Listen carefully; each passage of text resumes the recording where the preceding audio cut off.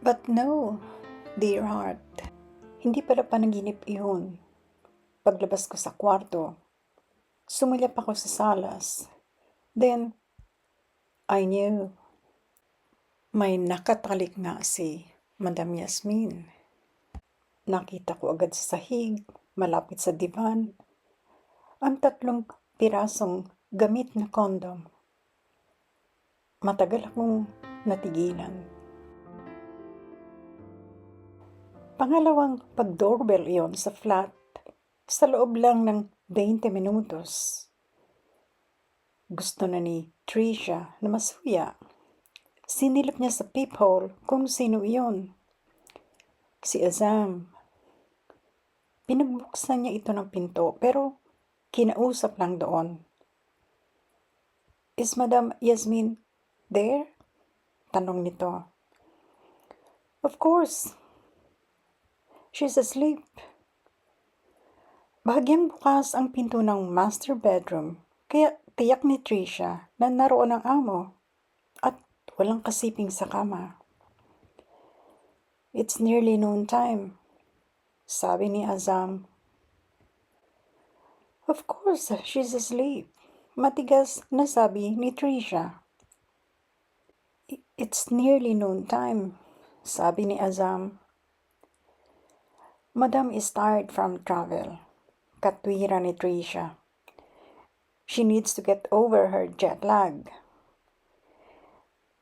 Tiningnan si Tricia ni Azam with extreme suspicion. Nairita si Tricia. Is there anything else you wish to say? Ani Tricia. Yes. Parang biglang may naalala si Azam. The chambermaids were here about 15 minutes ago. They told me you sent them away. And so they came to me and told me that you did not want them to clean the apartment. I told them that Madame is asleep, and I do not want her to be disturbed with her use of the vacuum cleaner. Formal ang ekspresyon ni Tricia. Totoo yun, pero ang mas totoo, itinaboy ni Tricia ang 2 chambermaids dahil nag-iimis pa siya noon sa salas. Ayaw niyang makita ng sino man ang kahit anong pruweba na unfaithful ang amo sa mister nito. Patuloy ni Tricia. I told the cleaners that I will call them when it's okay for them to come up and do their job. Did Madam entertain a visitor here last night? Tanong ni Azam. Nagitla si Tricia sa biglang pag-iba ni Azam ng usapan.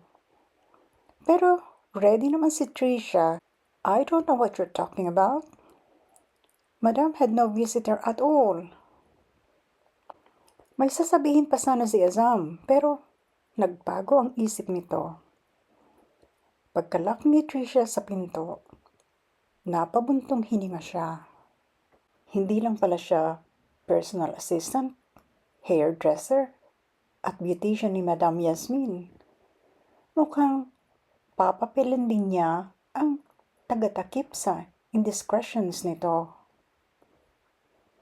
Na siya ngang nangyari. Makalawa o makaitlo sa isang linggo ay dinadala ni Madam Yasmin sa apartment ang naturang lalaki. Malalaman ni Tricia na instructor iyon sa gym kung saan member ang amo niya. Laging 10 oras kung dumating ang mga ito sa apartment. Pinakamaaga ang 11:00 ng gabi, by which time ay tiyak nang nasa bedroom niya si Tricia. Pero kahit magkulong siya sa kwarto, naririnig niya ang hagik-hik ng amo at pagtawa ng lalaki. Naghaharutan muna ang mga ito at nag-iinuman ng alak bago mag-sex. At sa tuwina, sa salas lang ginagawa ng mga ito ang bagay na iyon. Never sa master bedroom. Kaya sa umaga, pagkahilamos ay nagliligpit na agad si Tricia sa salas. Hindi na siya nasusuya sa pagiging careless sa pagtatapon kung saan na lang ng ginamit na kondom ng kasuyo ng amo niya.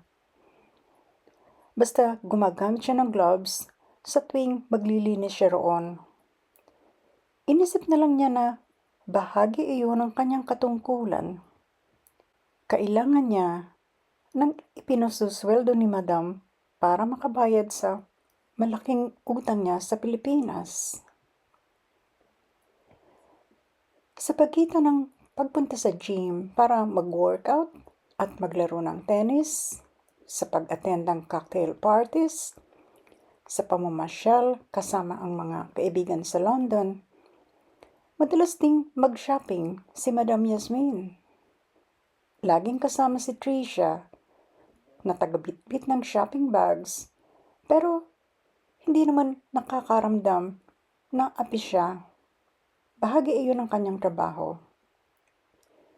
Pero iba ang araw na iyon. Magsi 7 weeks na sila noon sa England. Nasa Harrods sila, ang pangmayamang department store.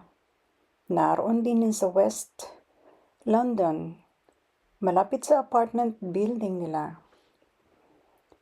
Puro kay Tricia ang pinamili nila. Damit, shoes, bags, accessories. Ni minsan ay hindi tumingin si Madam Yasmin sa price tag. Kahit panay ang tanggi ni Tricia, her employer would not hear of it. You deserve all this, Tricia, for your loyalty to me. May special emphasis ang huling pangungusap ni Madam. Siyempre, nasakyan ni Tricia kung ano ang tinutukoy ng amo. I know that Azam, anito uli maya-maya, keeps asking you about where I go, if I bring guests here, what time I return in the evening. Sabi ni Tricia, I never tell him anything, Madam. Ngumiti ang amo. I know that, and I appreciate that, Tricia. Azam is spying for my husband, you see? Hindi nasurpresa si Tricia. Yun ang nga rin ang suspecha niya. Masyado kasing obvious si Azam, lalo nitong nakalipas na mga araw, sa pag-uusisa kung talagang walang isinasamang kahit sino si Madam sa apartment. Maya-maya, tanong ng amo sa kanya, Do you think I'm bad, Tricia? Maraming saglit ang lumipas bago siya nakasagot. Aniya sa amo, What I think, Madam, is not important. Well, sabi ni Madam, pretend that I am not your employer. Think of me as your friend, as your equal. That we're talking as ordinary women. Madam, I beg your pardon, sabi agad ni Tricia. But I cannot think of you as just an ordinary person. Ngumiti ang amo. Sabi, I may be fortunate to have been born into a rich, entitled family in my country, and that I have married a wealthy man, but deep inside, I am just an ordinary woman, Tricia. I have needs, physical needs. Alam ni Tricia kung anong physical needs ang tinutukoy ng amo. Of course, pahimutok na bulalas ni Madam Yasmin. How could you know about physical needs? You're still single. You would not know about the joys and pleasure of having a man making love to you. Namula si Tricia. Nakita iyon ni Madam Yasmin. Ngumiti ito. Anito. Why are you blushing? Is it because you have experienced the joys and pleasures of being made love to? Lalong namula si Trisha. Natawa na ang amo. Aha, anito. So, you know what I'm talking about. Umiling si Trisha. Tumaas ang isang kilay ni Madam Yasmin. No? Anito? You don't crave being made love to? Or just having sex? Hindi agad makasagot si Trisha. Sabi niya maya-maya, I do not have a lot of experience, madam.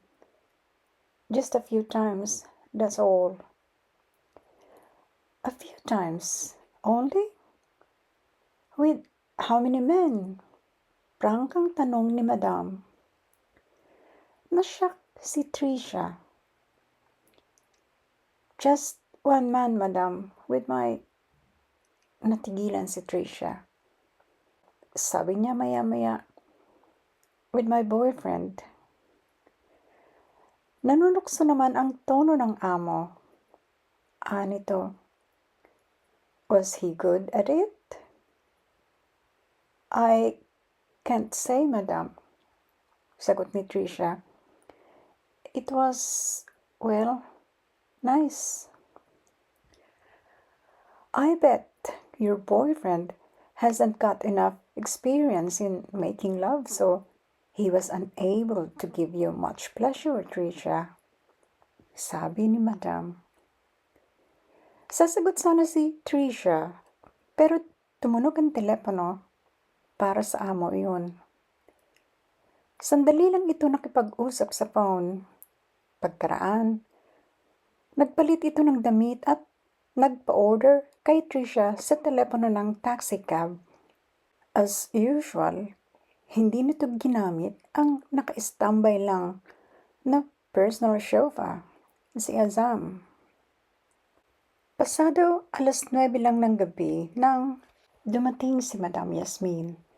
May kasama ito. Nagulat si Trisha. Iba ang kasama nito.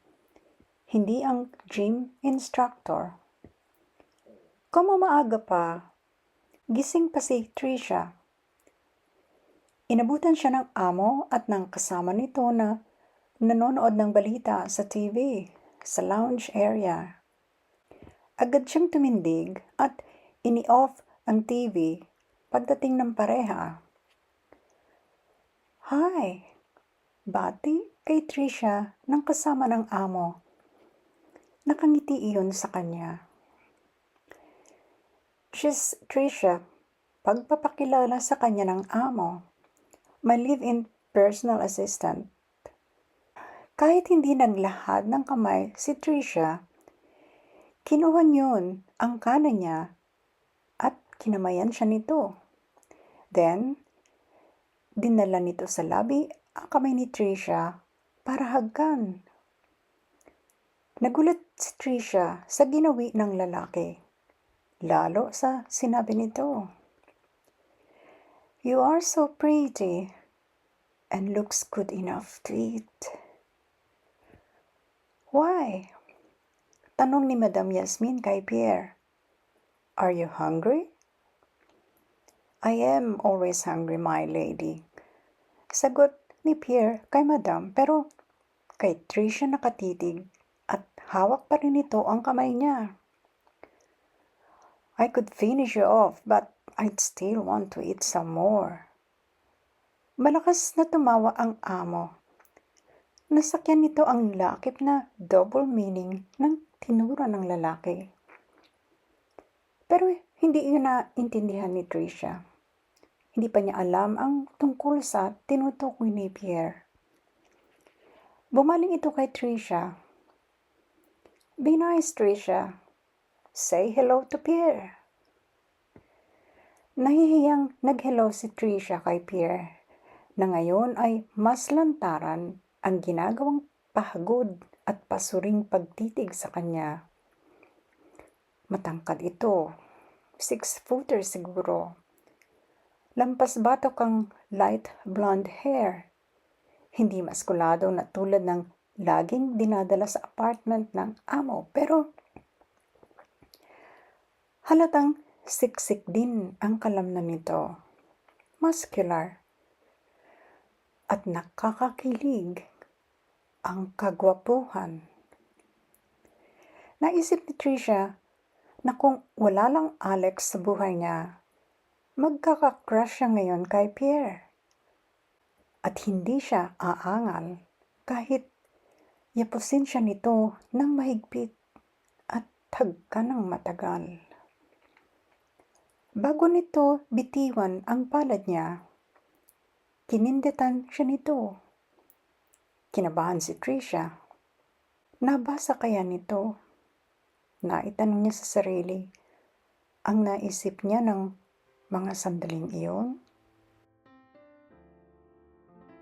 Malinaw na magiging tagapagtakip din si Tricia sa pagiging unfaithful wife ng kanyang amo. Pero hindi pa iyon ang pinakmatinding papapili ni Tricia nang walang abog-abog na dumating sa London ang mister ng amo niya para hulihin sa akto si Madam Yasmin. Kaya pa ninyong hulaan ang mangyayari kay Tricia? Abangan.